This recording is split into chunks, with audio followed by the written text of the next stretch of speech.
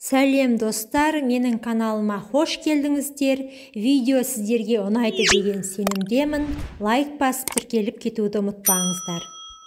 Бүгін сіздерге ақша жинаудың ең оңай әдісімен бөлісетін боламын. Видеоны соңына дейін қараңыздар. Заманның талабына сай адамдар еңбекпен тапқан ақшасын жинауды үйренуі керек.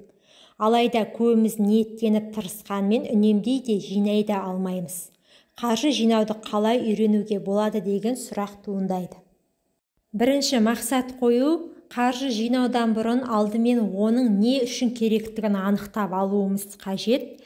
Кім біледі, керек болып қалар деген ой, ол мақсат болып есептелмейді. Себебі күндердің бір күнінде керек болып қалар сәті туындап, ақша жұмсалып кетеді. Солай емес пе?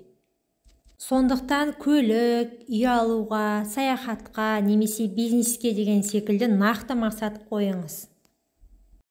Екінші, мерзімін белгілеу. Мақсатыңызды анықтаған соң нақты мерзімін белгілеңіз.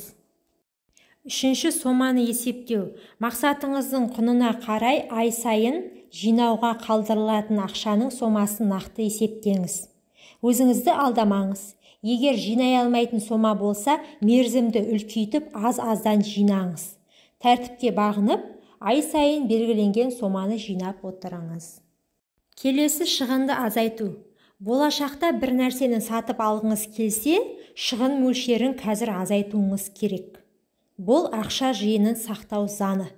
Босқа кететін ақшаңызды, мысалы қыдыру, қажеті жоқ заттар алу, ойын-сауық тағы да басқа осының барлығын есептеп, келесі айда сол соманы сақтап қалуға тырысыңыз.